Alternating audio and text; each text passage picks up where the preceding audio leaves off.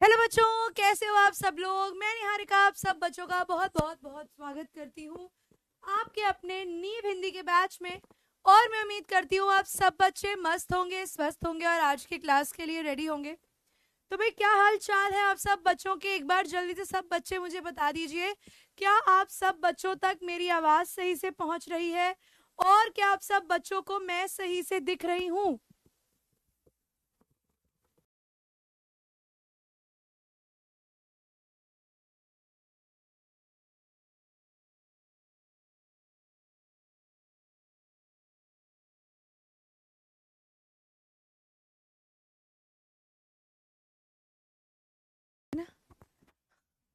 अब सब बच्चों को मेरी आवाज सही से आ रही है भाई? Am I audible? क्या हाल चाल है भाई? दिख रही हूँ, सुनाई दे रही हूँ क्लियरली? लगा ही लेते हैं।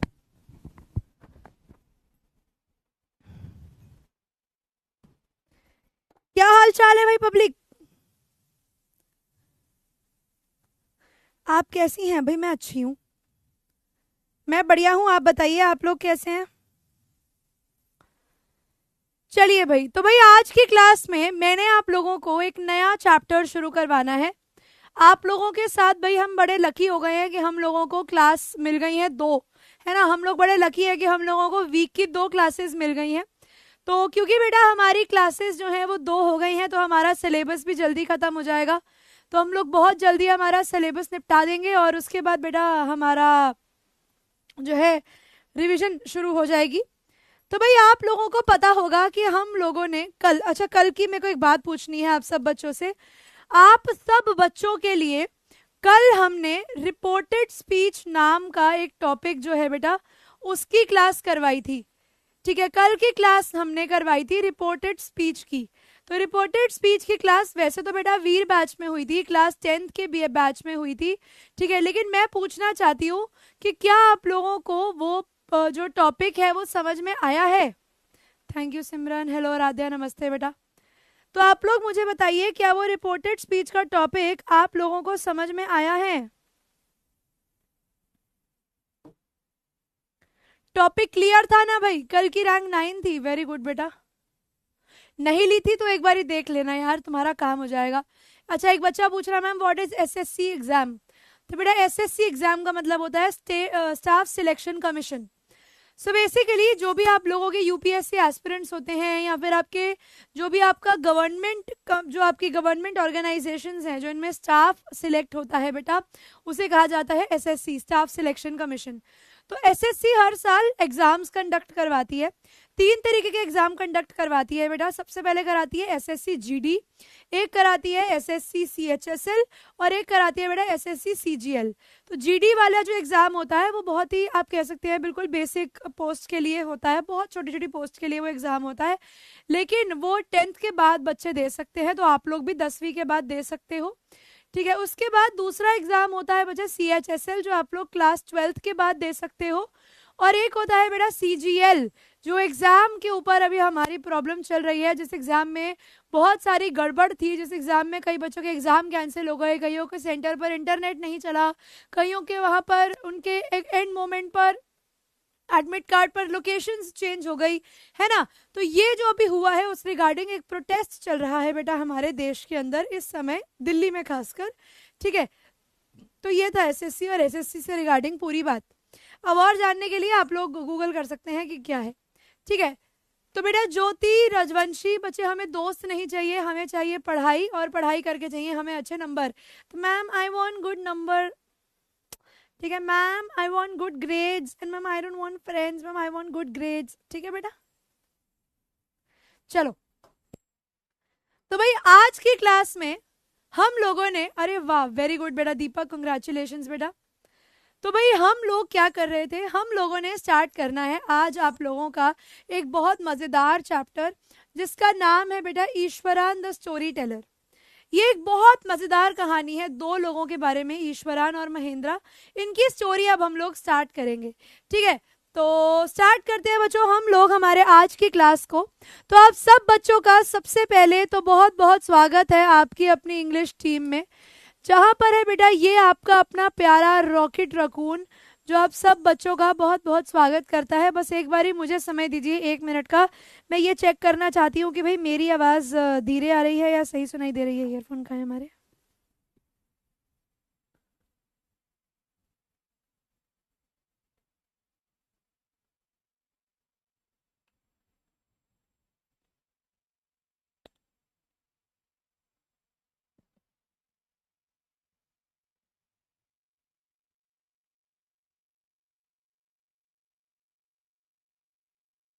सही आ रही है, शॉर्ट है, आवाज़ सही आ रही है। आवाज़ में बेटा कोई दिक्कत नहीं है, आवाज़ बिल्कुल ठीक है। मुझे बस यही चेक करना था कि क्या आवाज़ में सच में कुछ हमिंग है। तो आवाज़ बिल्कुल ठीक है, आवाज़ में कोई गड़बड़ नहीं है। भाई आज की क्लास में हम लोग शुरू करने वाले हैं एक बड़ा मज़ेदार चैप्टर, और इस मज़ेदार से चैप्टर का नाम क्या है भाई? ईश्वरान द स्टोरी टेलर। तो भाई कहानी कुछ ऐसी है, हमारे घर जैसी है, कि हमारी स्टोरी में हमारे पास 2 अलग अलग कैरेक्टर्स होने वाले हैं। भाई कौन से 2 कैरेक्टर्स होने वाले हैं? ईश्वरन जो बेटा बेसिकली एक सर्वेंट के तौर पर काम करते थे, किसके लिए? महेंद्रा के लिए। किसके लिए काम करते थे बेटा? महेंद्रा के लिए काम करते थे। एंड महेंद्र जो थे वो इनके मास्टर थे, यानी जॉब पे रखने वाले महेंद्र और काम करने वाले थे ईश्वरन। तो हमारे महेंद्र जो है बेटा ये काम करते थे एज अ सुपरवाइजर। जैसे आप लोगों ने देखा होगा, ठीक है, जैसे आप लोगों ने देखा होगा बेटा कि बहुत सारी जगहों पर जहाँ पे कंस्ट्रक्शन हो रही होती है वहाँ पर कुछ गार्ड्स वगैरह बैठते हैं, कुछ ठेकेदार लोग वहाँ पर बैठे होते हैं, और उनका काम होता है वहाँ पर बैठ के ये चेक करना कि सारा काम सही तरीके से हो रहा है या नहीं हो रहा है। तो यहाँ पर भी बेटा ये महेंद्र जो थे इनका यही काम था। ये SRK लक्ष्मण के द्वारा ये लिखी गई स्टोरी है। ये महेंद्र जो थे बेटा ये एक सुपरवाइजर थे, यानी इनका काम होता था अलग अलग कंस्ट्रक्शन साइट्स पर जाकर ये चेक करना, ये देखना कि वहाँ पर सही तरीके से काम हो रहा है या नहीं हो रहा है। और इनके जो सर्वेंट थे ईश्वरान, ये हमेशा इनके साथ जाया करते थे। जहां पर भी महेंद्र जाते महेंद्र के पीछे पीछे ईश्वरान जाया करते। तो भाई जैसे मोटू और पतलू की जोड़ी थी वैसे ही महेंद्र और ईश्वरान की जोड़ी भी बेटा यहाँ पर देखी गई है। कहानी बेटा कुछ ऐसी है कि एक रात, ठीक है, एक रात महेंद्र जो है बेटा उनकी नींद खुल जाती है। ठीक है, हमारे महेंद्र भाई साहब जो हैं वो रात को सो रहे थे, और कहानी कुछ ऐसी है कि एक रात को बेटा उनकी नींद खुल जाती है और उन्होंने एक डार्क क्लाउडी फॉर्म देखा। और जब ईश्वरान ने विंडो से बाहर देखा बेटा तो उन्होंने विंडो से बाहर नोटिस करा कि वहां पर ना उन्हें कुछ डार्क क्लाउडी फॉर्म दिख रहा है। यहाँ पर उन्हें कुछ, आप कह सकते हैं कि एक कुछ छवि सी बेटा उनको दिखती है बाहर, लेकिन उन्हें एक छलावा सा दिखता है, आप कह सकते हैं, लेकिन उनको समझ में नहीं आता कि वहां पर बाहर क्या है। He broke out into cold sweat. Was it a ghost? क्या जो चीज रात को महेंद्र को दिखती है क्या वो सच में एक भूत था? क्या सच में जो महेंद्र को दिखता है बेटा रात को, क्या वो एक भूत था या फिर सिर्फ बेटा महेंद्र की सोच? अब हमें वही देखना है हमारी आज की क्लास में कि महेंद्र को जो भी दिखता है वहां पर वो एग्जैक्टली क्या था। ठीक है, स्टार्ट करें लेसन को। भाई बड़ी मस्त कहानी है, कुछ डरावना होने वाला है कहानी के लास्ट में, तो तुम लोग रेडी हो जाओ कहानी में थोड़ा सा डरने के लिए, क्योंकि ईश्वरान हमें डराने वाले हैं, बिल्कुल डराने वाले हैं। तो बेटा ये स्टोरी जो है was narrated to Ganesh by a young man Mahendra. कहानी कुछ ऐसी है बेटा कि जो कहानी अब हम स्टोरी में करने वाले हैं ये कहानी गणेश को एक यंग मैन महेंद्र ने सुनाई थी। ठीक है, तो महेंद्र ने प्रोबेबली अपने फ्रेंड को गणेश को एक कहानी सुनाई जो वो हमें भी बताने वाले हैं। भाई क्या कहानी सुनाई, क्या हुआ उनके साथ, है ना। He was a junior supervisor in a firm which offered on hire supervisors at various type of construction sites. तो भाई जैसा कि मैंने बताया कि ये जो आपका ही यानी जो बेटा आप लोगों का महेंद्र है, महेंद्र एक जूनियर सुपरवाइजर था, यानी बेटा यहाँ पर अलग अलग तरीके के निर्माण स्थलों पर आपका सुपरवाइजर, ठीक है, आपका चेकर, बेसिकली सिंपल भाषा में आपका ठेकेदार जिसे कहा जाता है, ये था आपका महेंद्र। महेंद्र का काम क्या होता था जहां पर भी कंस्ट्रक्शन चल रही होती थी वहां पर बैठना और ये चीज को देखना कि वहां पर काम ठीक से हो रहा है या नहीं हो रहा है। तो जिस कंपनी में, जिस फर्म में या कंपनी में आप कह सकते हैं जिसमें आपके ईश्वरान काम करते थे, सॉरी महेंद्र काम करते थे बेटा, वो लोग सुपरवाइजर्स को हायर करते थे। यानी वो लोग थोड़े थोड़े समय के लिए इन लोगों को हायर करते थे अलग अलग कंस्ट्रक्शन साइट्स के लिए, यानी अलग अलग निर्माण स्थलों के लिए इन लोगों को काम पर रखा जाता था। अब इन्हें कहाँ जाना होता था काम करने के लिए? फैक्ट्रीज के पास बैठना होता था, फैक्ट्रियां कंस्ट्रक्ट हो रही हैं, ब्रिजेस पुल बन रहे हैं तो वहां बैठ जाओ, डैम्स बांध बन रहे हैं तो वहां पे इनका काम होता था, एंड सो ऑन। जिसकी वजह से महेंद्र जो थे वो घूमते रहते थे, घूमते रहते थे। इनका काम जो था बेटा वो घूमने वाला काम था। Mahendra's job was to keep an eye on the activities at work site. तो महेंद्र का काम था ध्यान रखना इस चीज का कि वहां पर उन एक्टिविटी साइट्स पर जहां पर कंस्ट्रक्शन चल रही है, जहां पर जो है जगह बन रही है, निर्माण हो रहा है किसी भी बिल्डिंग का, वहां पर ये देखना कि काम ठीक से हो, ये काम था हमारे महेंद्र का। He had to keep moving from place to place every now and then as ordered by his head office. तो जैसा कि मैंने बताया महेंद्र की जॉब फिक्स नहीं थी। जहां पर भी बेटा कंस्ट्रक्शन का काम होता महेंद्र को वहीं बुला लिया जाता कि आ जाओ भाई महेंद्र, यहाँ पे आके काम कराओ। तो महेंद्र का घर पक्का नहीं था, यानी उनका फिक्स्ड घर नहीं था। वो हर थोड़े थोड़े दिनों में घूमते रहते थे, जहां पर उनका काम हो रहा है उन्हें वहां जाना पड़ता था। ठीक है बेटा Srishti Srivastava. From a coal mining area to a railway bridge construction site. ठीक है, कभी कोयले की खदान से एक रेलवे ब्रिज के पास उनका कंस्ट्रक्शन साइट होता था। फिर वहां से from there after a few months उन्हें किसी केमिकल प्लांट जाना होता था। तो मतलब बेसिकली उनकी जो जॉब थी वो मूविंग जॉब थी, यानी वो एक जगह पर नहीं रह सकते थे। अभी भूत आएगा बेटा, भूत आएगा अभी प्रिंस, अभी भूत की एंट्री थोड़ी देर में होने वाली है, लास्ट में होगी भूत की एंट्री। तो अभी तक हमारे ईश्वर जो महेंद्र जो थे उनका काम मूविंग था, यहाँ वहां जाना आना उनका लगा रहता था, यानी वो फिक्स कहीं पर भी नहीं रहते थे। He was a bachelor. अब हमारे जो महेंद्र थे वो बैचलर थे, यानी एक कुंवारा फिर गया मारा, है ना। तो ये हमारे पोपट लाल की तरह बेटा बिल्कुल कुंवारे थे, इनकी शादी नहीं हुई थी। His needs were simple, और इनको कुछ नहीं चाहिए, इनको चाहिए भैया रोटी कपड़ा और मकान, इनको चाहिए 2 वक्त की रोटी, सर पे एक छत और थोड़ा सा पैसा, बस इनकी नीड्स बड़ी सिंपल थी। और ये अपने आप को किसी भी सिचुएशन के अंदर, हर काइंड ऑफ ऑड कंडीशन में, यानी हर तरीके के हालात में ये अपने आप को ढाल लेते थे, ये अपने आप को एडजस्ट कर लेते थे। ठीक है, ढालना, तो ये अपने आप को हर तरीके के हालात में ढाल लेते थे, इनको किसी भी चीज से कुछ नहीं प्रॉब्लम होती थी।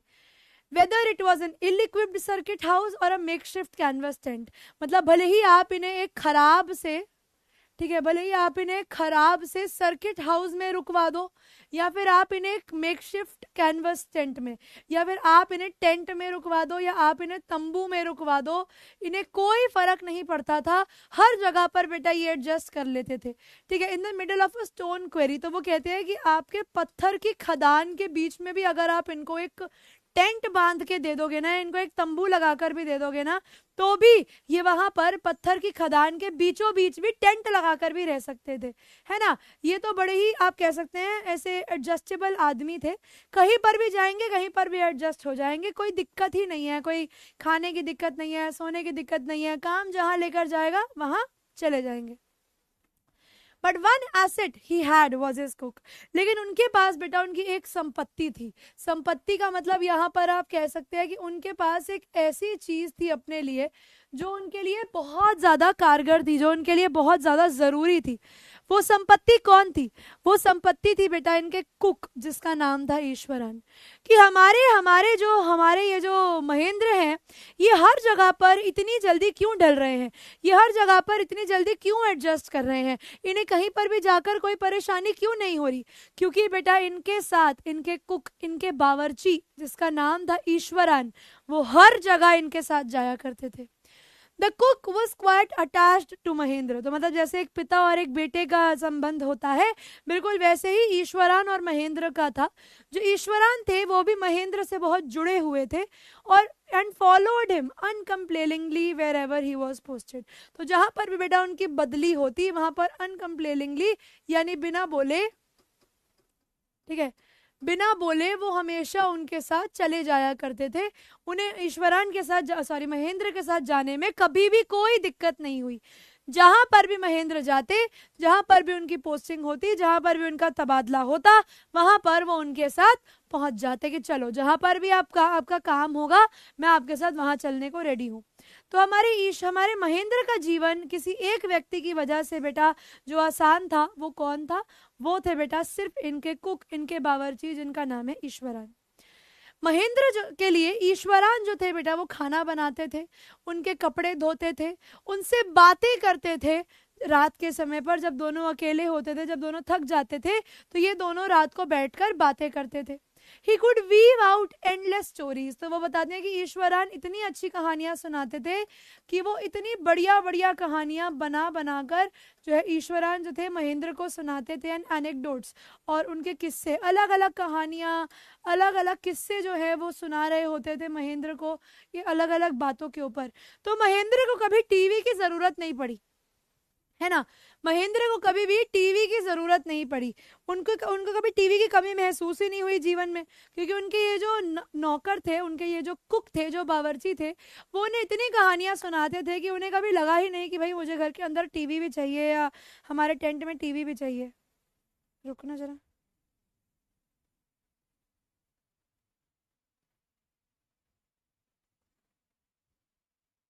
सही तो है आवाज?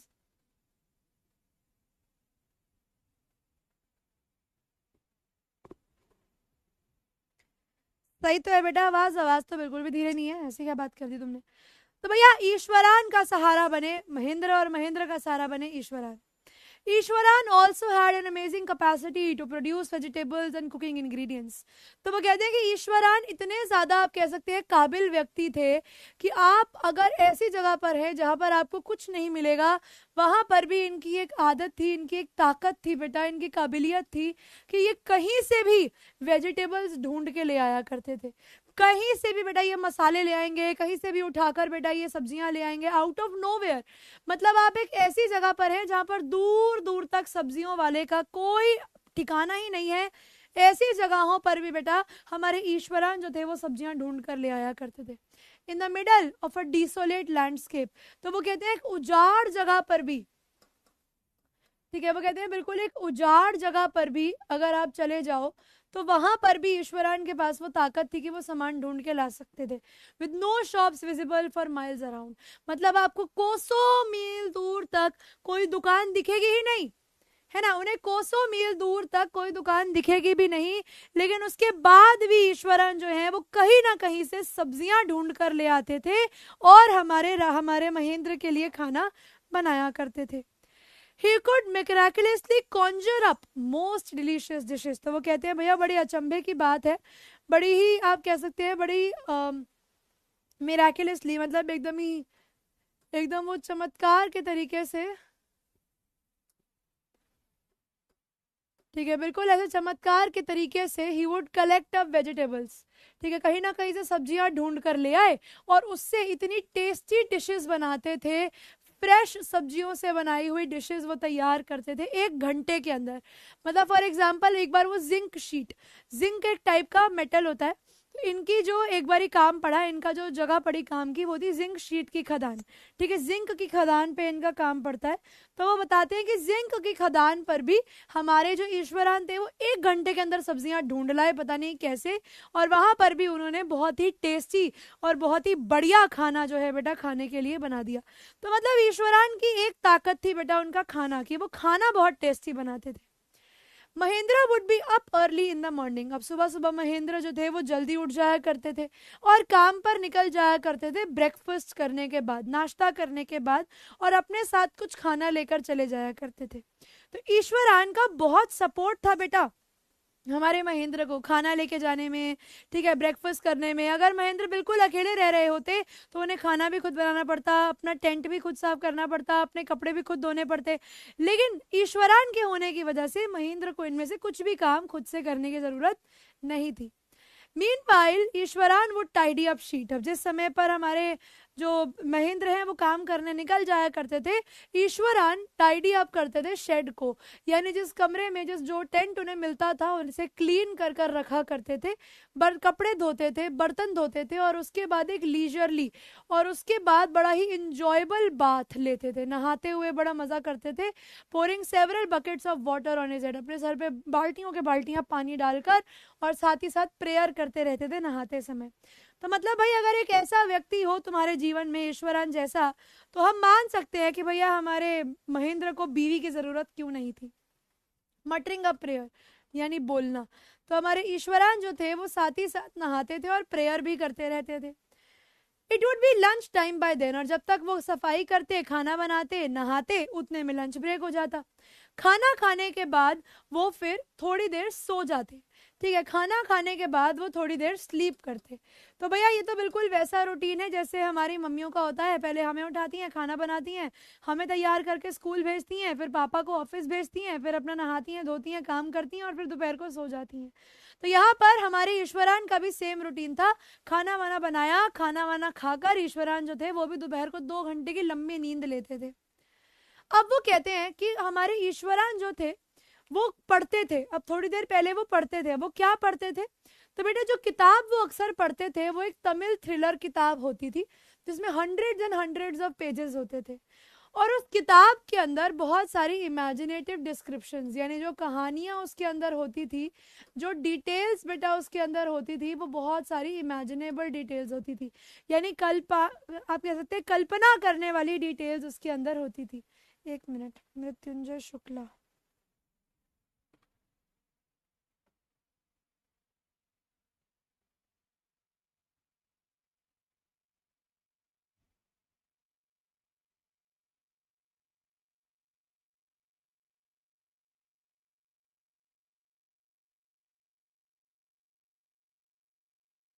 करवा रहे हैं बेटा ब्लॉक तुम्हें। थैंक यू, तुमने ब्लॉकिंग के लिए नाम अपना खुद ही दे दिया।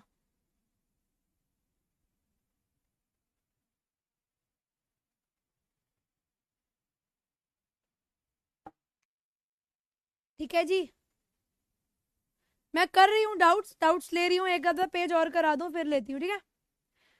अब वो बताते हैं its imaginative descriptions and narrative flourishes would hold Iswaran in a thrall. तो वो कहते हैं जो नरेटिव फ्लरिशेस हैं, जो नरेटिव सस्पेंस कहानी के अंदर आता है, इसकी वजह से हमारे जो ईश्वरान थे वो हमेशा थ्रॉल में रहते थे। उनको मतलब वो हमेशा अचंभा ही जो है बेटा वो महसूस होता था कि भैया ये कहानी में अब आगे क्या होने वाला है।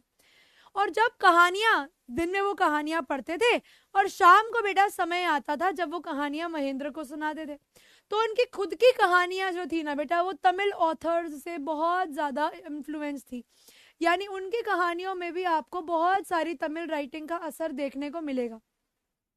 जब भी वो कोई छोटे से छोटा इंसिडेंट भी डिटेल में समझा रहे होते थे ना, तो वो कोशिश करते थे कि उसके अंदर वो सस्पेंस और सरप्राइज क्रिएट करें। कहानी सुनाते सुनाते उनकी कोशिश रहती थी कि वो उस कहानी के अंदर थोड़ा सा सस्पेंस क्रिएट करें। मतलब कहानी में, जैसे मैंने अभी क्या किया, मैंने तुम्हें बताया कि कहानी में तुम्हें भूत मिलने वाला है, लेकिन कहानी में भूत तुम्हें कहाँ मिलने वाला है तुम्हें अभी तक नहीं पता। तो क्या हुआ कहानी में, हमारे ईश्वरान ने कहानी के अंदर कैसे सस्पेंस बनाया, आइए वो देखते हैं। फॉर एग्जाम्पल, जब ईश्वरान हमारे महेंद्र को कहानी सुनाने बैठा करते थे, instead of saying that he came across an unuprooted tree, अब ये बोलने के बजाय कि उनके सामने एक अपरूटेड ट्री, उनके सामने एक उखड़ा पेड़ आया, उन्होंने एक ऐसा पेड़ देखा जो उखड़ गया है, वो क्या बोलते थे? He would say with eyebrow suitably arched, यानी अप, ऐसे। आपको पता है मैंने आज क्या देखा? And hand held in a dramatic gesture, और अपने हाथों को ऐसे। आपको पता है आज मैं क्या देख कर आया हूं? आप सोच भी नहीं सकते हो।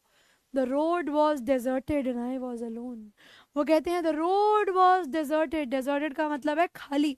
तो ईश्वरान बताते थे कि आप जानते हैं सड़क बिल्कुल खाली थी और मैं बिल्कुल अकेला था, रात का समय हो रहा था। अब क्या हो रहा था जानिए।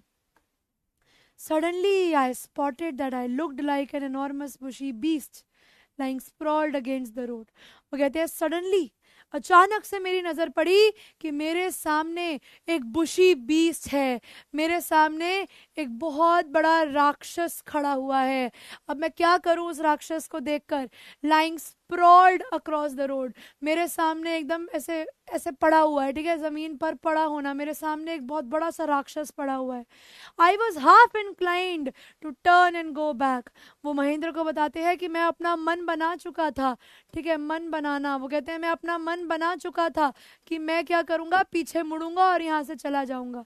But I came closer and I saw that it was a fallen tree. लेकिन नहीं, मैंने हिम्मत करी और मैं पास गया, और पास जाकर जब मैंने ध्यान से देखा तो मुझे पता लगा कि भाई वो कोई बीस्ट नहीं, वो तो एक गिरा हुआ पेड़ था।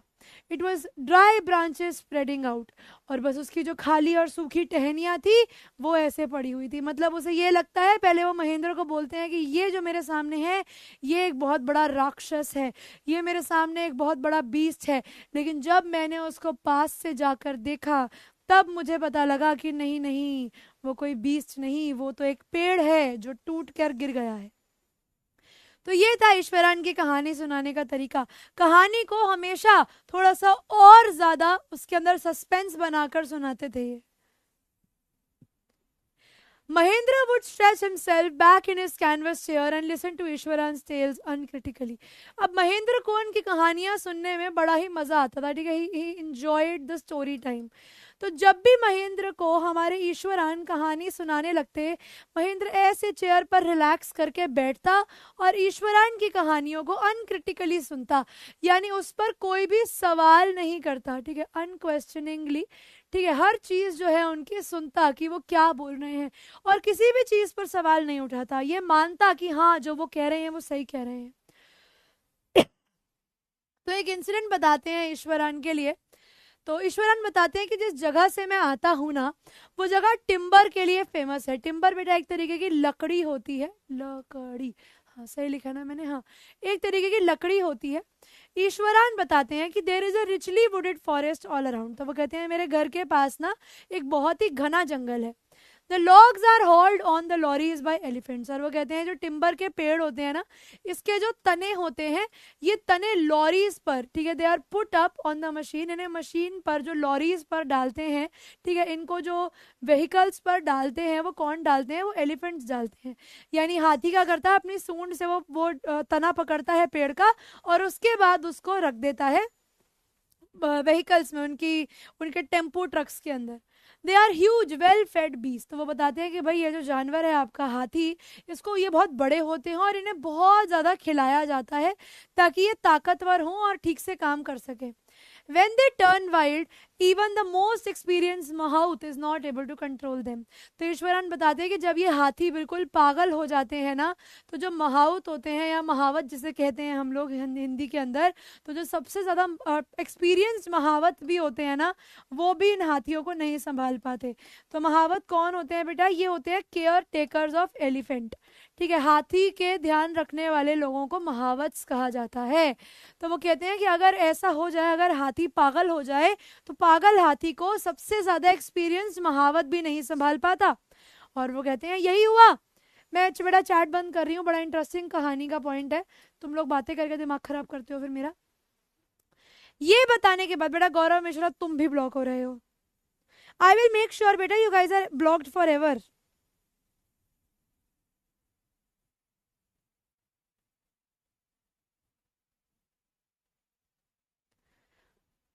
जो बकवास तुम लिख रहे हो ना, मैं इसका स्क्रीनशॉट भी ले लेती हूँ कि कल को तुम कुछ ड्रामा करोगे तो फिर तुम बाहर ही जाओगे बेटा। बेटा तुम्हें पता मैं तुम्हारा बैच एक्सेस कैंसिल करवा सकती हूँ। Gaurav Mishra, this is the third time I am seeing you writing rubbish.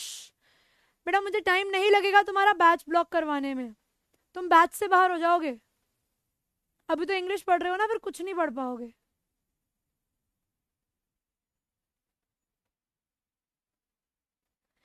After this prologue, ईश्वरान would launch into an elaborate anecdote involving an elephant. तो ये बताने के बाद कि भैया एलिफेंट बड़े स्ट्रांग हैं और अगर एलिफेंट पागल हो जाए तो कोई भी नहीं संभाल पाएगा, इस स्टोरी को बताने इसके बाद, ये वार्निंग के बारे में बताने के बाद हमारे ईश्वरान अपनी कहानी शुरू करते थे, अपनी एनेक्डोट, ठीक है, अपना किस्सा बताना शुरू करते थे इस एलिफेंट से रिलेटेड क्या हुआ। वो बताते हैं एक दिन की बात है, एक टस्कर, टस्कर बेटा एलिफेंट को ही कहा जाता है, तो वो कहते हैं एक दिन की बात है, एक हाथी जो है वो टिम्बर यार्ड से भाग जाता है और भाग कर रोम अबाउट, मतलब घूमने लगता है, भागने लगता है शहर के अंदर, stamping on the bushes, bushes पर स्टैम्प करते हुए, यानी आप कह सकते हैं कुचलते हुए, बुशेस को कुचलते हुए, टीयरिंग अप वाइल्ड क्रीपर्स, और जो वहां पर पेड़ पौधे लगे हैं उनको उखाड़ते हुए, पेड़ों की ब्रांचेस को अपनी मर्जी से तोड़ते हुए ये मदमस्त हाथी जो है बेटा ये भागने लगता है। You know sir how an elephant behaves when it goes mad, तो ईश्वरन कहते हैं सर आप जानते ही है ना कि एलिफेंट किस तरीके से बिहेव करता है जब वो पागल हो जाता है। Ishwaran would get so caught up in the excitement of his own story that he would get up from the floor and jump about, stomping his feet in emulation of the mad elephant. अब वो कहते हैं कि कहानी सुनाते सुनाते, अपनी कहानी सुनाने के एक्साइटमेंट के अंदर हमारे ईश्वरान इतना खो जाते कि वो जमीन से खड़े होकर अपने पैरों को ऐसे करके जमीन पर मार कर दिखाने लगते कि भाई देखो, कॉपी करते हुए कि जो एलिफेंट है वो इस तरीके से ऐसे धम धम धम धम करते हुए आएगा। The elephant reached the outskirts of our town. तो वो कहते हैं कि सर आपको पता है वो हाथी जो है वो हमारे टाउन के आउटस्कर्ट्स तक पहुंच गया, यानी वो जंगल से निकल के सर हमारा जो शहर है उसके किनारे पहुंच गया और वहां पर फेंसेस को तोड़ के, ठीक है, वो बताता है कि वहां पर हमारे जो बाहरी इलाके में जो फेंसेस लगी हुई हैं, ठीक है, वहां पर जो बॉर्डर सा बनाया हुआ है उसको तोड़कर, बिल्कुल कैसे, जैसे मैचस्टिक्स, जैसे माचिस की तीलियां तोड़ते हैं, जैसे उसके लिए वो कुछ होता ही नहीं है, बिल्कुल माचिस की तीलियों की तरह वो हमारी फेंस को तोड़कर, हमारे जो है लकड़ियों को तोड़कर वो अंदर घुस गया हमारे शहर के। बस सर फिर जब वो हमारे शहर में घुसा तो बस घमासान मच गया। It came on to the main road and smashed all the stalls selling fruits. तो वो कहते हैं वहां से फिर वो हाथी मेन रोड पर आया और वहां पर आकर जितने भी फूड स्टॉल्स थे वहां पर आकर उसने वो सारे फूड स्टॉल्स को कुचल दिया, सारे मड पॉट्स को तोड़ दिया, सारे कपड़े जो लोगों के वहां शॉप्स पे लगे हुए थे वो सब फाड़ दिए, लोग भागने लगे, people ran helter and skelter, यानी लोग यहाँ वहां भागने लगे कि है बचा लो कोई हमें, ये क्या हो रहा है। तो वो कहते हैं बहुत डर का माहौल सर वहां पर हो गया। The elephant now entered a school.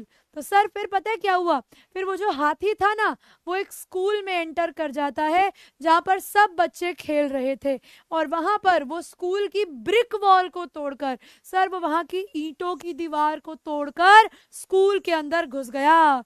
बच्चे खेल रहे थे और स्कूल के अंदर अब एक पागल हाथी घुस चुका है। अब क्या होगा कहानी में? All the boys ran into the classrooms and shut the doors tight. तो वो कहते हैं सर जैसे ही वो हाथी भागकर आया, जितने भी लड़के स्कूल में खेल रहे थे वो सब भागकर अपनी अपनी क्लासरूम्स में छुप गए और उन्होंने अपनी क्लासरूम्स के दरवाजे लॉक कर लिए कि हाथी अंदर ना घुस सके। The beast grunted and wandered about. तो वो कहते हैं कि आपका जो हाथी है वो गुर्राता है, ठीक है, वो एकदम ऐसे अपनी जो उसकी आवाज होती है उससे वो गुर्राता है और घूमता रहता है स्कूल के अंदर। पहले फुटबॉल गोल पोस्ट, जो फुटबॉल का गोल पोस्ट नहीं बना होता इस तरीके से, वो कहते हैं सर उसने वो गोल पोस्ट उखाड़ दिया, वॉलीबॉल का नेट फाड़ दिया, यहाँ वहां पे ड्रम्स जो पड़े हुए थे उनके ऊपर पैर मार मार के सारा पानी बिखेर दिया और वो ड्रम को खराब कर दिया। वहां पर जो पौधे लगे हुए थे सर उसने अपनी सूंड से वो पौधे तक तोड़ दिए। मतलब बड़ा ही विध्वंसकारी और बड़ा ही विनाशकारी जानवर आ गया है ये, बिल्कुल हमारे वो बंदर जैसा, टोटो जैसा आदमी है, बिल्कुल आदमी नहीं हाथी है भाई। Meanwhile, the teachers had climbed up to the terrace of the school building. वो कहते हैं आपको पता है सर फिर क्या हुआ? सर फिर क्या हुआ? हमारे जितने भी टीचर्स थे ना, वो भागकर सब लोग हमारे स्कूल की छत पर पहुंच गए कि नीचे तो हाथी जो विनाश कर रहा है करता रहे, छत तक तो हाथी नहीं पहुंच पाएगा. From there, they helplessly watched the depredations of the elephants. और वहाँ पर वो बेचारे इतने निहत्थे थे कि वहाँ पर बस वो जो depredations हैं, जो destruction वो हाथी कर रहा है, एक के बाद एक जो हाथी सामान तोड़ रहा है, वो सिर्फ उसको देख रहे हैं. बेचारे कुछ नहीं कर पा रहे. उनकी आंखों के सामने उनका पूरा स्कूल टूट रहा है, बर्बाद हो रहा है. There was not a soul below on the ground. अब वो कहते हैं एक आदमी भी वहां पर नीचे नहीं खड़ा था उस हाथी के आसपास, कहीं उसी को हाथी ना मार दे. The streets were empty, as if inhabitants of the entire town had suddenly disappeared. Sir गलियां बिल्कुल खाली हो गई. ऐसा लगने लगा जैसे कि इस पूरे एरिया के निवासी जो हैं अचानक से डिसअपियर हो गए हैं. ठीक है, शायद से सर वो अचानक से गायब हो गए हैं. मतलब बिल्कुल ऐसा लगा कि हमारे शहर में तो कोई रहता ही नहीं है. एक हाथी ने इतना ज़्यादा जो है हाहाकार हमारे गाँव में मचा दिया. अब वो कह रहे हैं अब हम क्या करें? वो कहते हैं सर उस समय ना मैं जूनियर क्लास में पढ़ता था और मैं ये पूरा ड्रामा रूफटॉप से देख रहा था. ठीक है, वो कहते हैं सर मैं जूनियर क्लास में पढ़ता था और मैं उस समय ना रूफटॉप से सब कुछ होते हुए देख रहा था. सर मुझे नहीं पता मेरे मन के अंदर अचानक से क्या आया. मैंने एक छड़ी उठाई अपने टीचर के हाथ से. ठीक है, वो कहते हैं कि सर मैंने अपने टीचर के हाथ से जो उनकी छड़ी होती है, मैंने वो छड़ी उठाई उनके हाथ से और मैं भागा नीचे बिल्कुल उस हाथी के सामने कि मैं और हाथी अब आमने सामने हैं. The elephant grunted and menacingly swung a branch of tree which it held in its trunk. वो कहते हैं कि भैया हाथी इतना गुस्से में था कि सर उसके ना मुंह में उसने काफी गुस्से में मेनेसिंगली यानी उसने सर बड़ी एंग्रीली क्या किया, मेरी तरफ एक ब्रांच ऑफ ट्री, मेरी तरफ सर एक पेड़ की टहनी या तना मेरी तरफ फेंका कि ले मर जा. It stamped its feet और सर उसने अपने पैरों को जमीन पे ऐसे करके मारा. Kicking up a lot of mud and dust. It looked frightening. वो कहते हैं सर अब मैं हाथी के सामने, हाथी मेरे सामने, हाथी जमीन पे ऐसे पैर मार रहा है. सर मैं बड़ा कंफ्यूज कि अब मैं क्या करूं, अब मैं कैसे बचाऊं अपने आप को, मैं तो बिल्कुल इसके सामने खड़ा हूं. लेकिन वो कहता है but I moved slowly towards it. लेकिन सर मैं धीरे धीरे धीरे उस हाथी की तरफ बढ़ा. Stick in my hand. Doubt ले रही हूँ बेटा, रुक जाओ. स्टिक इन माई हैंड, मेरे हाथ में एक छड़ी है. People were watching the scene. ऊपर से सब लोग देख रहे हैं बिल्कुल मंत्रमुग्ध होकर कि वाह एक बच्चा. ठीक है, वो देख रहे हैं कि एक बच्चा जो है वो किस तरीके से एक छड़ी लेकर उस हाथी की तरफ बढ़ रहा है. The elephant looked at me red eyed. तो हाथी ने हमारे ईश्वरान को देखा, बड़े गुस्से में देखा, ready to rush towards me कि बस मेरी तरफ भागते हुआ आएगा, सांड के जैसे पेट में घुस जाएगा. It lifted its trunk. तो हाथी ने ऐसे करके अपनी सूंड उठाई and trumpeted loudly और तेजी से दहाड़ा. At that moment I moved forward. और वो कहते हैं सर उसी समय मैं भागा. Mustering all my force. Sir जितनी ताकत थी मेरे अंदर मैंने वो सारी ताकत गैदर करी. Wagged its third toenail on the quick. और सर मैंने जाकर देखे ही वो छड़ी उसके पैर के तीसरे टोनेल पर मारी. मैंने क्या किया, मतलब अगर मान लो कि ये हाथी का पैर है, ये उसका पहला नाखून, ये उसका दूसरा नाखून, ये उसका तीसरा नाखून, तो आते ही एक छड़ी लेकर उसने ठा करके इसके तीसरे टोनेल पर मारी. और अचानक से बेटा क्या हुआ, और वे जैसे ही उसने उसके पैर के ऊपर मारा तो वो हाथी के अंदर एकदम से झंझनाहट हुई और वो हाथी वहीं पर गिर गया. The beast looked stunned for a moment. जैसे ही हाथी के तीसरे नेल के ऊपर बेटा डंडा पड़ा तो वो 2 मिनट के लिए तो शॉक हो गया. Then a shiver from head to foot ran and he collapsed. और उसके बाद अचानक से उस हाथी में ऐसा सा एक झंझनाहट होती है और वो हाथी गिर जाता है. At this point, ईश्वरान would leave the story unfinished. और यहाँ पर ईश्वरान अपनी कहानी पूरी ना करके कहानी को यही छोड़ देता. And get up mumbling. और कुछ बड़बड़ाते हुए बड़ाना. और ऐसे ही बड़बड़ाते हुए बेटा वो वहां से उठ जाया करते और बोलते हैं सर मैं बस गैस ऑन करके आ रहा हूँ, थोड़ा खाना वाना गर्म कर लूँ. तो ईश्वरान की आदत थी बेटा कि जब भी वो स्टोरी सुनाते, जब भी वो स्टोरी खत्म करते तो वो हमेशा स्टोरी को किसी ऐसे पॉइंट के ऊपर खत्म करते जो थोड़ी सी बीच की होती, ना स्टोरी एंड हुई ना स्टोरी आगे बनी। Mahendra who had been listening with rapt attention, अब भाई महेंद्र जो पूरी अटेंशन के साथ वो कहानी सुन रहा होता था, वो बेचारा वहीं पर रह जाता। जब ईश्वरान वापस आते तो वो स्टोरी को वहां से पिकअप नहीं करते, वो कुछ कहानियां बनाते। ठीक है, Mahendra would have to remind him that the conclusion was pending, तो महेंद्र को बोलना पड़ता कि सर कहानी बच रही थी, पूरी तो करो। Well a veterinary doctor was summoned, तो वो बताते कि एक डॉक्टर को बुलाया गया, was brought to revive the animal, तो एक डॉक्टर को बुलाना पड़ा कि सर आप आइए और इस आदमी को जो है, इस जानवर को जो है ट्रीट करिए, अब इस हाथी को होश दिलाइए। Iswaran would shrug casually. 2 days later it was led away by the महावत to the jungle, और वो कहते हैं 2 दिन बाद उस हाथी को महावत उठाकर जंगल ले जाया करता। Well did you manage to do it Iswaran, how did you bring down the beast, तो महेंद्र पूछते कि अच्छा तुमने उस हाथी को मार दिया, तुमने कैसे मार दिया उस हाथी को, वो तो इतना खतरनाक जानवर था, तुमने कैसे मारा उसको। It has something to do with Japanese art I think sir, तो वो कहते हैं सर मुझे ऐसा लगता है कि शायद ना जो मेरे को आता था सर वो कोई जापानीज आर्ट थी, शायद तो कराटे थे या जुजुत्सु थे, इट इज़ कॉल्ड। वो कहते हैं मैंने इसके बारे में कहीं पर पढ़ा था, और मैंने पढ़ा था कि ऐसे अगर आप किसी के भी टो नेल पर मारते हो तो वो टेम्पररीली पैरालाइज हो जाता है, वो मूव नहीं कर पाता है सर, उसका नर्वस सिस्टम जो है वो पैरालाइज हो जाता है, वो काम करना बंद कर देता है। ठीक है, तो मुझे लगा कि सर मैं अगर ऐसा करूंगा तो शायद से वो हाथी जो है वो ढह जाएगा, और वही हुआ। तो इस तरीके से ईश्वरान जो है वो कहानियां सुनाया करता था हमारे महेंद्र को। समझ में आया, बड़ी लंबी कहानी बच रही है यार अभी भी। यहाँ तक क्लियर है सबको।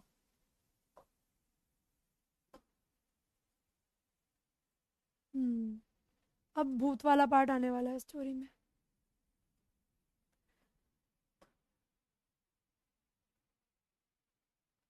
चलो मैं डाउट्स देख रही हूँ, आप लोग इस क्वेश्चन का आंसर बताएंगे।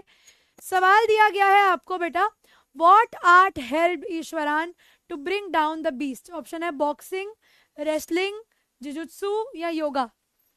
हमारे इंग्लिश बेटा तुम्हें पढ़ा तो रहे हैं इंग्लिश ग्रामर, अभी तो टेंसेस कराए हैं थोड़े दिन पहले। जुजुत्सु क्या है बेटा, जैसे कराटे होते हैं वैसे ही ये एक जापानीज फाइटिंग टेक्निक है। नोट्स नहीं बन पा रहे हैं बेटा, नोट्स तो मैं दे रही हूँ, बनाने की जरूरत ही नहीं है। मीनिंग में मीनिंग भी नोट्स पे लिखना है। हाँ बेटा, यस, थर्ड लाइन समझा दो। अच्छा, it lifted its trunk and trumpeted loudly, तो हाथी जो है उसने अपनी सूंड उठाई और ऐसे वो ही करके जो हाथी करता है उसने किया।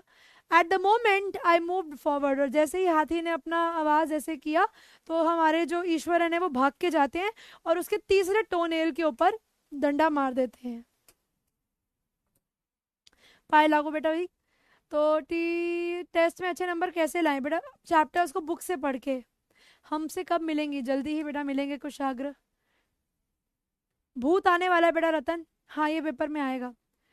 तो यहाँ पर बेटा क्या हुआ, जब हाथी अपना विनाश नीचे मचा रहा था तो हमारे जो राइटर हैं, हमारे जो ईश्वरन है, वो ऊपर से खड़े होकर देख रहे थे कि नीचे क्या चल रहा है। और वो कहते हैं अचानक से मेरे मन में कुछ आया और मुझे लगा कि नहीं, मुझे जाकर इसको मारना चाहिए। तो वो पहुंच जाते हैं वहां पर उस उसके टोनेल पर मारने के लिए, और उस तरीके से वो हाथी को बेहोश कर देते हैं। आर्ट की क्लास अभी तो नहीं चल रही है बेटा। कम्युनिटी में कैसा है बेटा, बढ़िया है कम्युनिटी में। कल की क्लास मुझे नहीं मिली, कल की क्लास बेटा ऐप पर ही है। ईश्वरान द स्टोरी टेलर, स्टंट का मतलब अचंभा, अचंभित हो जाना। ये तमिलनाडु के थे बेटा ईश्वरान। नहीं पूरी कहानी नहीं, सिर्फ मेन पॉइंट बेटा। हिप्नोटाइज, मंत्रमुग्ध हो जाना। थैंक यू बच्चे अहम। कोमल यादव हम लेंगे तुम्हारा नाम, ऐसी क्या बात है। वार्म का मतलब गर्म। तो बताओ कौन सी आर्ट थी बेटा जिसने हमारे ईश्वरान की मदद करी हमारे बीस्ट को मार गिराने में। आपके पास ऑप्शन है बॉक्सिंग, रेसलिंग, जुजुत्सु या योगा।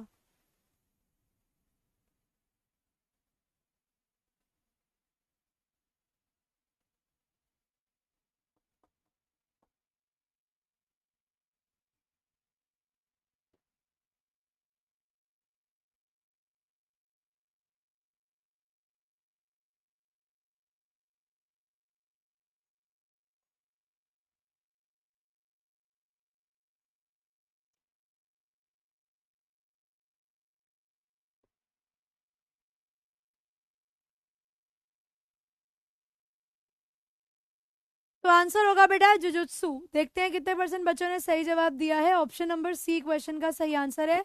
तो वी हैव 90% बच्चे, बहुत बढ़िया। वी हैव पार्थ, अमित, मृत्युंजय, वाह बेटा तुम हो भी। रुद्र, प्रिंस, अभिनव, नितिन, प्रांजल, अमन और अहम। अगर लीडर बोर्ड में आ रहे हो मतलब तुम पढ़ रहे हो, तो बकवास मत करो ना क्लास में। Where did the school boys hid themselves to see the mad elephant? तो जो बच्चे थे स्कूल के, उन्होंने अपने आप को कहाँ पर छुपाया जब वो मैड एलिफेंट आता है? आपके पास ऑप्शन है ऑन द ट्रीज, पेड़ों पर, इन देयर हाउसेज, अपने घरों के अंदर, इन देयर क्लासरूम या in the head masters room. तो आपको बताना है जो बच्चे थे, जब हाथी, पागल हाथी इनके स्कूल में घुसता है तो ये बच्चे अपने आप को कैसे बचाते हैं और ये कहाँ छुप जाते हैं?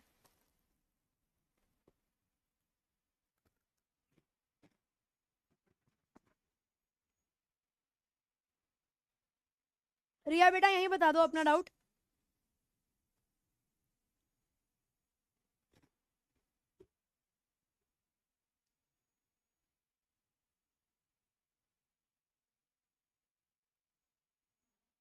बताओ भाई।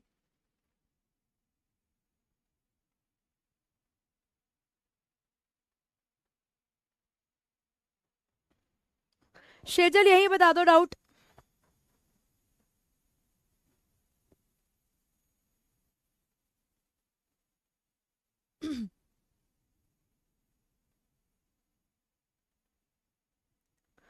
तो आंसर होगा बेटा अपनी क्लासरूम्स में छुप जाते हैं और दरवाजे बंद कर लेते हैं। ऑप्शन नंबर सी क्वेश्चन का सही आंसर है। 72% बच्चे। आशुतोष, प्रज्वल, सागर, कुशल, प्रांजल, नरेश, आकांक्षा, प्रिंस, जय और फरहान, बहुत अच्छे बच्चों। ऑप्शन नंबर सी आपके सवाल का सही आंसर था। अगला सवाल देखो। What happened to the elephant when Iswaran hit on the third toenail of the elephant? आपको बताना है उस एलिफेंट के साथ क्या होता है जब ईश्वरन उसको तीसरे टोनेल पर हिट करता है। He grunted loudly and collapsed on the floor, he ran away from the ground, caught Iswaran in his trunk and threw him, या made friendship with Iswaran away.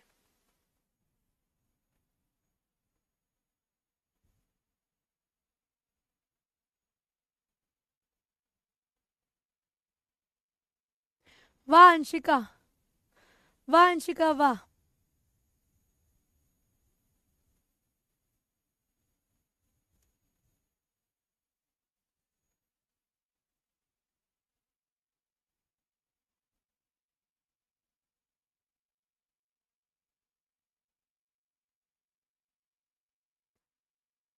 बिल्कुल सही। तो क्वेश्चन का सही आंसर हो जाएगा बेटा granted loudly and collapsed on the floor. तो पहले थोड़ा सा चिल्लाता है और फिर जमीन पे गिर जाता है जब उसके थर्ड टोनेल पर हिट किया जाता है। तो ऑप्शन नंबर ए क्वेश्चन का सही आंसर है। अरे उसने ईश्वरान को कब फेंका? कब फेंका बेटा उसने ईश्वरान को? ये तो मैंने पढ़ाया ही नहीं, तुमने कहाँ से पढ़ लिया? तो हमारे पास पोल में है आयुष त्यागी, सागर राजपूत, प्रांजल पांडे, अहम नामदेव, नाजीम हुसैन, नीरज मिश्रा, शेजल बंसल, वाहिद शेख, आकांक्षा चौहान और पटेल पटेल। तो ऑप्शन ए था बेटा, वो गिर जाता है जब उसके थर्ड टोनेल पर मारा जाता है। सवाल है from where was Iswaran watching the incident? ये जो भी इंसिडेंट हुआ इसे ईश्वरान कहाँ से देख रहे थे? एक रूम से, कबर्ड से, पेड़ से, या फिर बेटा रूफटॉप से? बताओ।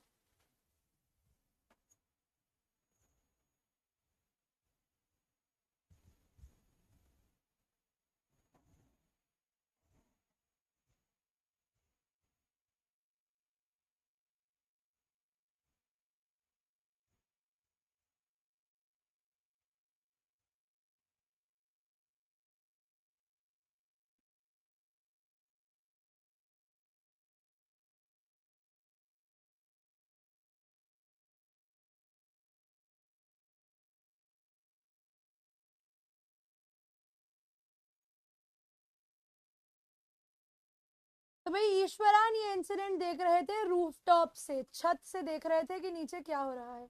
ऑप्शन नंबर डी आप लोगों के सवाल का सही आंसर है। 70-80% बच्चों ने सही जवाब दिया है। अंश, अमन, प्रांजल, आयुष, मुस्कान, आकांक्षा, मृत्युंजय, रागिनी, सेजल और प्रिंस, बहुत बढ़िया, ऑप्शन नंबर डी आप लोगों के सवाल का सही उत्तर है। अब आ जाते हैं बच्चों हमारी स्टोरी के ऊपर वापस, और स्टोरी को पहले खत्म करते हैं। हम लोगों ने कर लिया था यहाँ तक जहां पर हमारे ईश्वरान ने उस व्यक्ति उसको एलिफेंट जो है उसको मार गिराया है। अब कहानी बेटा आगे बढ़ती है और हमें देखने को मिलता है कि not a day passed without Iswaran recounting some story packed with adventure. अब वो कहते हैं जब तक वो यहाँ पर रुकते हैं हर दिन ईश्वरान कोई ना कोई स्टोरी जो है वो रिकाउंट कर रहे होते थे। हर दिन उन्हें कोई ना कोई कहानी याद आ रही होती थी जो भरी हुई होती थी एडवेंचर से, मनोरंजन से, हॉरर से और सस्पेंस से। वेदर वो स्टोरी क्रेडिबल थी या नहीं, वेदर वो स्टोरी रियल थी या नहीं, महेंद्र को वो कहानी सुनने में बहुत मजा आता था because of the inimitable way in which it was told, in the actions, ठीक है, द वे एक्शंस और जो जेस्चर्स, जो इशारे वो करते थे, ठीक है, जो सस्पेंस वो स्टोरी में क्रिएट करते थे, उसकी वजह से भले ही वो कहानी सच्ची हो या झूठी, हमारे ईश्वरान की सुनाई गई कहानियां महेंद्र को सुनना बहुत पसंद था। ठीक है, उसे वो कहानियां सुनना बहुत पसंद था। After all today is an auspicious day. तो भैया वो बताते हैं कि आज का दिन जो हमारी कहानी में दिखाया गया है वो बड़ा ही ऑस्पिशियस डे है। कहानी में जो दिन आज दिखाया गया है भैया वो बड़ा शुभ दिन दिखाया गया है। According to tradition we prepare various delicacies to feed the spirit of our ancestors today.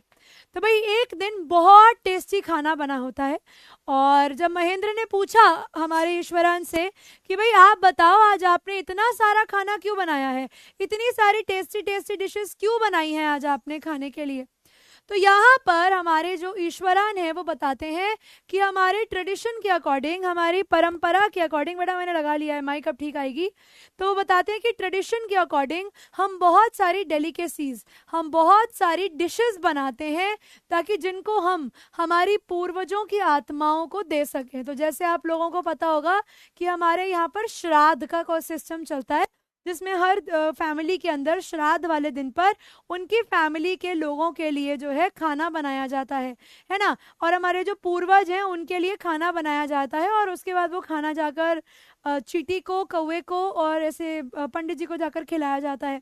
तो जैसे श्राद्ध का दिन होता है, श्राद्ध के दिन पर खाना बनता है हमारे घर में और वो खाना जाकर हम लोग पंडितों को देकर आते हैं। तो आज भी यहाँ पर इस स्टोरी में शायद आप मान के चलिए कि शायद श्राद्ध का ही दिन है और यहाँ पर खाना तैयार किया गया है ईश्वरान के द्वारा। उस रात महेंद्र को बहुत टेस्टी डिनर खाने को मिलता है और वो कॉम्प्लीमेंट करते हैं ईश्वरान को for his culinary skills, for his cooking skills, कि आपके हाथों में तो जादू है, आपके हाथ का खाना खाकर तो मजा आ जाता है। ठीक है भाई। He seemed very pleased but unexpectedly launched into the most garish account involving the supernatural। अब यहाँ से सीरियस हो जाओ, यहाँ से भूत की कहानी शुरू हो गई है। अब हमारे ही यानी हमारे ईश्वरान जो थे वो थे तो बेटा बड़े खुश उस दिन, लेकिन उस दिन जो कहानी बेटा उन्होंने शुरू करी वो बहुत ही गैरिश थी। गैरिश का मतलब है स्केरी। तो इस दिन जो कहानी उन्होंने सुनानी शुरू करी बेटा वो बहुत ज़्यादा डरावनी थी और उसके अंदर सुपर नेचुरल चीज़ों के बारे में बात की गई है। इस दिन पर भूत प्रेत के बारे में इन लोगों ने, हमारे ईश्वरान ने बात करना शुरू करा। तो वो बताते हैं कि सर आप जानते हैं कि the entire factory area we are occupying was once a burial ground. वो कहते हैं सर आप जानते हैं कि जिस एरिया में ये फैक्ट्री बन रही है आज से कुछ समय पहले ये एक बरियल ग्राउंड हुआ करता था। सर एक समय पहले यहाँ पर एक कब्रिस्तान था। अब मतलब आप किसी की लाश के ऊपर काम कर रहे हैं, आप किसी की लाश, जहाँ नीचे लाशें बिछी हुई हैं, अभी आप किसी की लाश के ऊपर शायद आपका टेंट है। He started. Mahendra was jerked out of the pleasant reverie. अब महेंद्र का मूड बड़ा अच्छा था, लेकिन जैसे ही उसने ये सुना कि जिस जगह पर उनका टेंट लगा हुआ है, जिस जगह पर ये फैक्ट्री बन रही है, इससे पहले यहाँ पर एक कब्रिस्तान था, तो जो उनका प्लेजेंट मूड, तो जो उनका गुड मूड था ना बेटा, वो अचानक से खराब हो गया। उन्हें अचानक से डर लगने लगा and that he had drifted into after a satisfying meal. तो अच्छा खाना खाने के बाद उनका मन बड़ा प्रफुल्लित हो गया था, लेकिन जैसे ही ईश्वरान ने बोला कि जिस जगह पर हम बैठे हुए हैं ना, ये जगह एक कब्रिस्तान के ऊपर बनी हुई है, बस ये सुनते ही हमारे जो ईश्वरान हैं, इनकी जो हमारे महेंद्र हैं, उनका अच्छा मूड एकदम खराब हो गया और ये डर गए। I knew on the first day itself when I saw a human skull lying on the path. तो ईश्वरन बताते हैं कि सर मुझे पता है, क्यों पता है कि ये जगह डरावनी है, क्यों ये जगह शापित है, क्योंकि वो कहते हैं जिस दिन मैं यहाँ पर आया था ना, तो मैंने सर एक ह्यूमन स्कल देखा था। यानी सर मैंने ना एक इंसानी खोपड़ी देखी हुई थी, कि रास्ते के अंदर ही किसी की खोपड़ी जो है भैया वो पड़ी हुई है, कि एक खोपड़ी सी पड़ी हुई है। Even now I come across a number of skulls. तो सर अभी भी जब मैं यहाँ से आता हूँ जाता हूँ, तो मुझे रास्ते में ऐसे ही अक्सर बहुत सारी खोपड़ियाँ, बहुत सारी हड्डियाँ पड़ी हुई दिखती हैं। तो ये बात सुनकर कि सच में उनका जो जगह जहाँ पर वो रह रहे हैं, यहाँ पर बेटा बहुत सारे लोग होंगे, बहुत सारे जो है डेड लोग होंगे, बहुत सारे मृत लोगों की लाशें, उनकी हड्डियाँ यहाँ पर पड़ी हुई हैं। ये बात सुनकर महेंद्र की भी भाई थोड़ी सी हालत तो खराब हो गई। ईश्वरान continued, और वो कहानी सुनाते रहे। He went to narrate how he sometimes saw a ghost at night. वो कहते हैं कि सर वैसे भी हम ना बड़ी ही खाली पिछड़ी हुई जगह में है, और वैसे भी सर ऐसी फैक्ट्री वाले इलाकों में ना भूत प्रेत थोड़े ज़्यादा होते हैं। ठीक है, तो वो कहते हैं कि सर मैं बता रहा हूँ, मैंने ना यहाँ पर रात में भी एक आधी बार कभी भूत प्रेत देखा है। अब ये सुनकर हमारे महेंद्र की हालत और ख़राब कि भाई भूत देखा है। I am not easily frightened by these things sir. तो वो कहते हैं सर देखो, मैं इन सब चीज़ों से इतनी जल्दी घबराता नहीं हूँ, मैं इन चीज़ों से इतनी जल्दी डरता नहीं हूँ। I am a brave fellow, वो कहते हैं I am a brave fellow, I am a brave person. मैं घबराता नहीं हूँ सर इन सब चीज़ों से। But one horrible ghost of a woman which appears off and on at midnight during the full moon, it is an ugly creature with matted hair and a shrivelled face. वो कहते हैं sir मैं डरता नहीं हूँ इन सब चीज़ों से, लेकिन एक भूतनी है जो मुझे डराती है। तो जेठिया भूतनी। तो भैया होता क्या है, हमारे ईश्वरन बताते हैं कि सर एक घोस्ट है, एक औरत का घोस्ट है, एक भूतनी है सर, जो मुझे रात को दिखती है। मिडनाइट पे मुझे आधी रात को एक भूतनी दिखती है, फुल मून की रात पर, पूर्णिमा की रात पर। वो बताते हैं कि सर एक भूतनी अक्सर मुझे दिखा करती है। ठीक है, वो कहते हैं वो इतनी डरावनी सी होती है, मैं आपको क्या बताऊं। वो कहते हैं पूर्णिमा की रात को मुझे एक भूतनी दिखती है। इट्स एन अगली क्रिएचर, वो बड़ी ही डरावनी दिखती है विद मैटेड हेयर। उसके बाल जो हैं वो गंदे हो रखे हैं बड़े, ठीक है, बड़े चिपके चिपके से उसके गंदे से बाल हैं। And a shrivelled face like a skeleton holding a foetus. और वो कहते हैं बिल्कुल एक खराब सा, एक अजीब सा उसका चेहरा है। बिल्कुल ऐसा लगता है कि एक स्केलेटन पे, यानी एक कंकाल के ऊपर किसी ने बाल लगा दिए हों, और वो हाथ में एक फीटस लेकर घूम रही है। अब आप कहेंगे मैम फीटस क्या होता है, तो बेटा फीटस होता है एक अनबॉर्न चाइल्ड। ठीक है, एक आप कह सकते हैं कि अनबॉर्न चाइल्ड, एक बच्चा लेकर घूम रही है वो अपने हाथ में। ठीक है, जो पूरा खून से सना हुआ है। ठीक है, एक बच्चा लेके घूम रही है जो पूरे तरीके से विकसित भी नहीं है, अधूरा सा वो बच्चा है, और वो पूरा खून से सना हुआ है। और वो लेडी घूम रही होती है बिल्कुल भूतनी डरावनी सी, और उसके हाथ में उस तरीके से वो फीटस लेकर घूमती है। यानी इस तरीके से वो एक डेड बच्चा जो है, एक खूनी सा बच्चा जो है वो लेकर घूम रही होती है। Mahendra शिवर्ड eight the description. ये सुनकर महेंद्र बिल्कुल कांप उठा। भैया महेंद्र का कांप उठा, मुझे सुनाते हुए भी डर लग रहा है। At the description and interrupted sharply, you are crazy Ishwaran. और वो बोलता है कि अरे ईश्वरन चुप करो, तुम चुप करो, ऐसा कुछ भी नहीं है, ऐसा कुछ भी नहीं है, तुम बेकार में डर रहे हो और बेकार में मुझे भी डरा रहे हो, ऐसा कुछ भी नहीं होगा। There are no such thing as ghost और स्पिरिट। तो उसने बोला कि ऐसा कुछ भी नहीं होता भूत प्रेत जैसा, तुम्हारा दिमाग खराब है, तुम ज्यादा सोच रहे हो। It is all a figment of your imagination. तो वो कहते हैं ऐसा कुछ भी नहीं है, ये सब शायद तुम्हारी ही सोच का हिस्सा हो, सच में कोई भूत प्रेत नहीं होते। जाओ और अपना पेट वेट दिखाओ, तुम्हारा दिमाग खराब हो गया है। Get your digestive system examine and maybe your head as well. जाओ अपना पेट दिखा कर आओ, कहीं तुम्हारा पेट खराब, दिमाग को तो नहीं चढ़ गया, तुम हो गए हो पागल। यू आर टॉकिंग नॉनसेंस, तुम बकवास कर रहे हो। ये बोलकर he left the room and retired for the night. तो यहाँ पर हमारे ये बात बोलकर, ईश्वरान के से बात बोल के महेंद्र जो है वो अपने कमरे में चले जाते हैं सोने के लिए, expecting Iswaran to sulk for a couple of days, कि शायद ईश्वरान जो है वो इसके बाद थोड़े दिनों तक गुस्सा होंगे और बोलेंगे कि आपने पहली बारी मेरी कहानी के लिए ऐसा बोला है। मतलब उसको लगा कि शायद से हमारे जो ईश्वरान है वो नाराज हो जाएंगे, वो गुस्सा हो जाएंगे हमारे महेंद्र से। लेकिन ईश्वरान गुस्सा नहीं होंगे, क्योंकि जो चीज महेंद्र को बताई गई है ईश्वरान के द्वारा, वो चीज अब महेंद्र देखने वाले हैं आज रात को। अगले सुबह he was surprised to find the cook as cheerful and talkative as ever. और अगले दिन वो देखते हैं कि उनके कुक बिल्कुल नॉर्मल है, उनसे अच्छे से बात कर रहे हैं, बिल्कुल ठीक है, ओके है। उस दिन से Mahendra for all his brave talk went to bed at with uncertain unease, with a certain unease. यानी उस दिन के बाद से, जब से उन्होंने वो कहानी सुनी, उस दिन के बाद से उन्हें डर लगने लगा। ठीक है, उस दिन के बाद से जब भी रात को वो सोने जाते, उनके मन में एक डर रहता कि पता नहीं सच में कहीं भूत ना दिख जाए।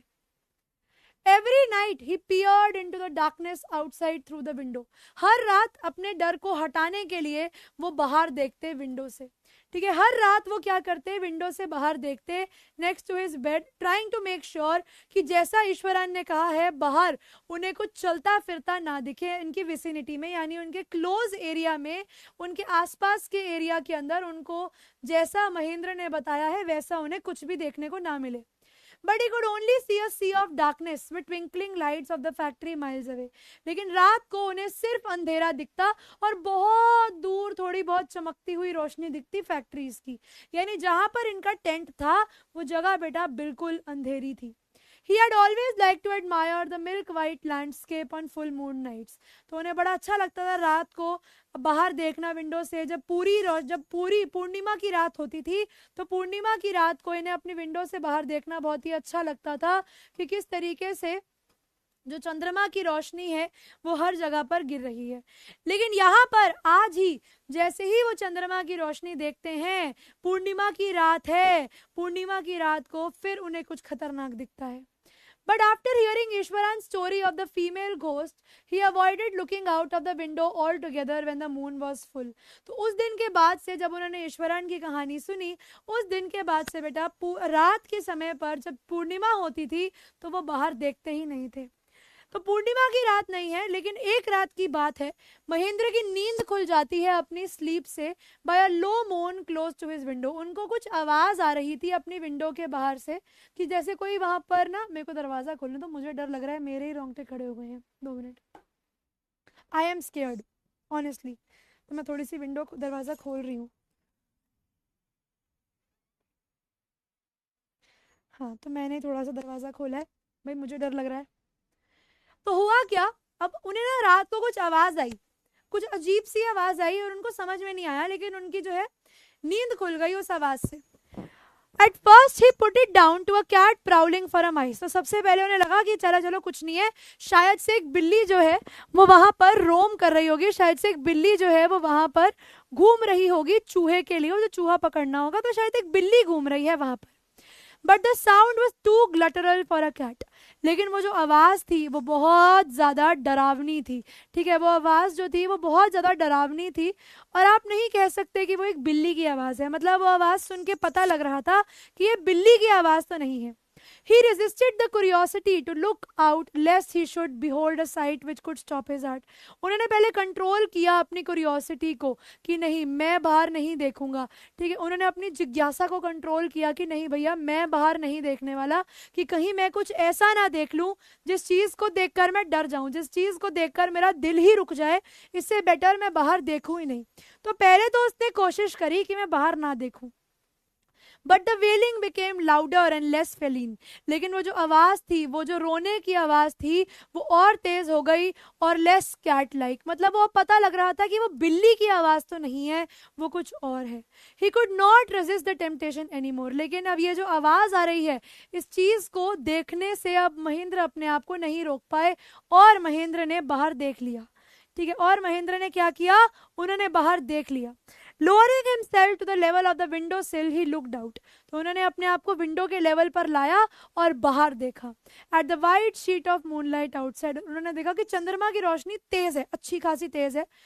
They are not too far away. वहां पर बहुत ज्यादा दूर नहीं, एक डार्क क्लाउडी फॉर्म एक बंडल पकड़कर खड़ा था। उसने नोटिस करा कि वहां पर एक परछाई सी है, उस परछाई ने अपने हाथों में कुछ पड़ा हुआ है। पुलिंग का मतलब खींचना। तो उसने क्या नोटिस करा, उसने नोटिस करा कि वहां पर एक परछाई सी खड़ी हुई है और ऐसा लग रहा है जैसे कि मानो परछाई ने कुछ पकड़ा हुआ है। Mahendra broke into cold sweat, तो वो एकदम से घबरा गया कि भैया ये मैंने क्या देख लिया है, and fell back on the pillow painting, और लंबी लंबी गहरी सांस लेकर वो वहीं पर ही लेट गया कि भैया पता नहीं अब मैंने बाहर देख लिया है, मैं वापस से बाहर नहीं देखूंगा, मेरी हिम्मत नहीं है, क्योंकि वो इतने ज्यादा घबरा गए। As he gradually recovered from the ghastly experience, he began to reason with himself. तो धीरे धीरे जब उनको समझ में आया ये डरावने एक्सपीरियंस के बाद, तो वो अपने आप को ही समझाने लगे कि नहीं, वहां बाहर कुछ भी नहीं होगा, क्योंकि मैं भूत के बारे में सोच रहा था, तो शायद से हो सकती है कि मेरा दिमाग वो सब चीजें बना रहा है। He began to reason with himself, और उन्होंने फाइनली ये कंक्लूड किया कि हो सकता है कि ये उनके दिमाग का कुछ ऑटो सजेशन हो, कि उन्होंने कुछ आवाज सुनी और उनको ऐसा लगा कि उन्होंने बाहर कुछ देखा है, शायद से ये उनका सबकॉन्शियस, शायद से उनका दिमाग ही उन्हें ये सब चीजें सोचने पर मजबूर कर रहा है। बाहर कोई भूत जैसी चीज नहीं थी, there is nothing to be scared of. But by the time he got up in the morning, सुबह होते होते वो नहाते हैं और बाहर आते हैं अपना ब्रेकफास्ट करने के लिए, और इस टाइम तक जो पिछली रात को उन्होंने देखा उस बारे में वो भूल गए थे। लेकिन जैसे ही बेटा वो डिनर अपने ब्रेकफास्ट टेबल पर बैठे, उस समय पर हमारे ईश्वरान ने हमारे महेंद्र से बात करी और उन्हें बोला कि सर, मैं कहता था ना कि इस एरिया में भूत है, देख लिया ना आपने भी कल रात को उस भूत को। Iswaran greeted him with at the door with his lunch packed in his bag. तो ईश्वरान क्या करते हैं, उस डोर पे हमारे महेंद्र को मिलते हैं और उन्हें बोलते हैं। जैसे ही महेंद्र घर से पैर बाहर रख ही रहे थे, ईश्वरान मुस्कुराते हैं, ठीक है, ही स्माइल्ड, और उन्होंने मुस्कुराकर बोला कि sir, remember the other day when I was telling you about the female ghost. वो कहते हैं सर, याद है ना आपको कि थोड़े दिनों पहले ही मैंने आपको एक भूतनी के बारे में बताया था, जो अपने हाथ में एक अनबॉर्न बच्चा लेकर घूमती है। आप बड़ा गुस्सा थे मेरे से कि मैं चीजें इमेजिन कर रहा हूँ, मैं मनगढ़ंत कहानियां बना रहा हूँ, ठीक है, मैं बातें बना रहा हूं, लेकिन ऐसा नहीं है सर, देख लिया ना आपने, खुद देखा ना आपने। Well you saw her your self last night. तो उसने बोला कि सर, आप मुझे बोलते थे ना, आपने कल रात को खुद वो भूतनी देखी है ना। I came running hearing the sound of moaning that was coming from your room. वो कहते हैं सर, रात को मेरी भी नींद खुल गई थी, उस आवाज को सुन के जो आपके कमरे से आ रही थी, रात को मेरी नींद भी खुल गई थी, और मैं भाग कर देखने आया था कि पता नहीं क्या हो गया है। और ये बात सुन के कि जो चीज हुई है वो सिर्फ महेंद्रा के दिमाग में नहीं, वो सच में हुआ है, कल रात को जो उसने देखा वो सच में शायद एक भूत था, ये सोचकर a chill went down Mahindra spine. ये बात सुनकर महेंद्रा जो है वो बहुत घबरा गए। He did not wait for Iswaran to complete his sentence, और उन्होंने वेट भी नहीं करा ईश्वरान की बात को पूरा होने के लिए, क्योंकि वो इतने घबरा गए कि शायद सच में इस जगह में भूत है, कि उन्होंने ना आओ देखा ना ताओ, और साफ ईश्वरान को बोला कि चल भाई, यहाँ से चलो, इस जगह पर मैं एक और दिन भी नहीं रहूंगा। He hurried away to his office, handed in his papers, resolving to leave the haunted place the very next day. Office जाते हैं, अपना रेजिग्नेशन देकर आ जाते हैं कि माफ करो, आगे बढ़ो, मैं इस जगह पर एक भी दिन और नहीं रहूंगा। और यहाँ पर आकर ये मस्त कहानी खत्म हो जाती है। समझ में आया? नहीं बेटा, मेरे पीछे कोई नहीं है, हम डरेंगे तो हम हनुमान चालीसा गा लेंगे, हम बिल्कुल ठीक है। चलो, स्टोरी समझ में आ गई आप सब बच्चों को? अब एक बार इस क्वेश्चन को देख लो जल्दी से। कहानी में मजा आया? कहानी में मजा आया? भाई मैं डर गई जेन्युइनली बीच में सुनाते सुनाते।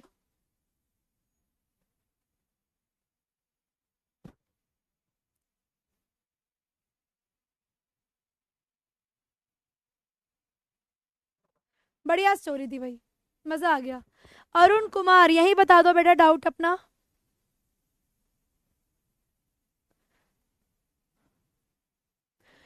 तो नहीं नहीं, मैंने खोल रखा था, अब बंद कर दो। थोड़ी स्टोरी थोड़ी डरावनी चल रही थी, मुझे डर लग रहा था।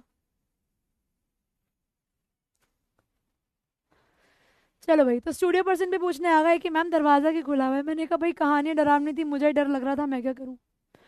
स्पेशल फीचर ऑफ स्टोरीज, तो बेटा ओके, सस्पेंस है ना, सरप्राइज एंडिंग। स्टोरी में हमेशा सस्पेंस और सरप्राइज एंडिंग होती थी, ऑप्शन नंबर डी। तो 78.74% बच्चे, अंश, आयुष, सागर, प्रिंस, राम साकाल, फरहान, आर्यन, सत्यम, अनुष्का और अहम नामदेव। ऑप्शन नंबर डी, कि उनकी कहानियों में हमेशा सस्पेंस और अच्छी एंडिंग होती थी।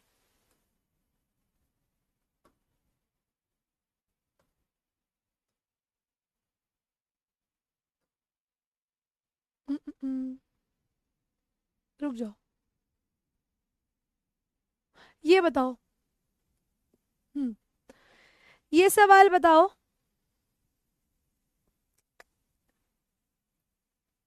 ये सवाल बताओ, what kind of books did Iswaran usually read.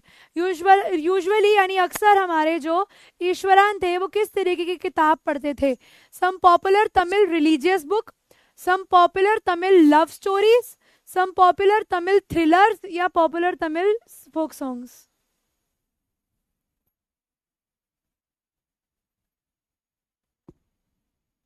तुम्हारे साथ भी हुआ है? क्या हुआ है हिमांशु, क्या डर गए तुम, कैसे डरे? What kind of books did Iswaran usually read. तो ईश्वरान जो थे बेटा, अक्सर वो पॉपुलर तमिल थ्रिलर पढ़ा करते थे। तो ऑप्शन नंबर सी हमारे क्वेश्चन का सही आंसर है। देखते हैं कितने परसेंट बच्चों ने सही जवाब दिया है।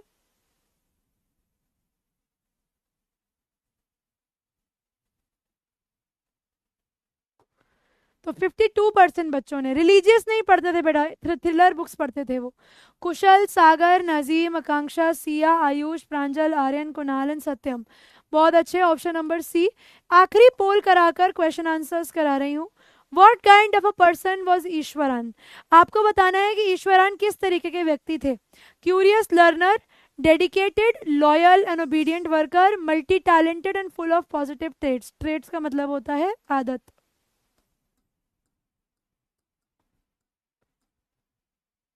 गुण। आदत नहीं, गुण कर दो।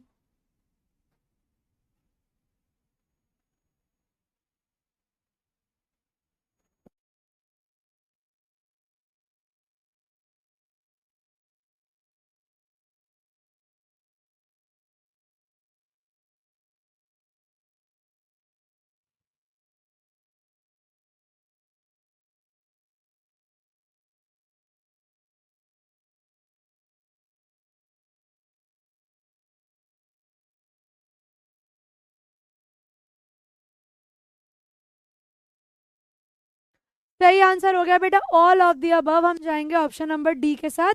देखते हैं कितने परसेंट बच्चों ने सही आंसर दिया है।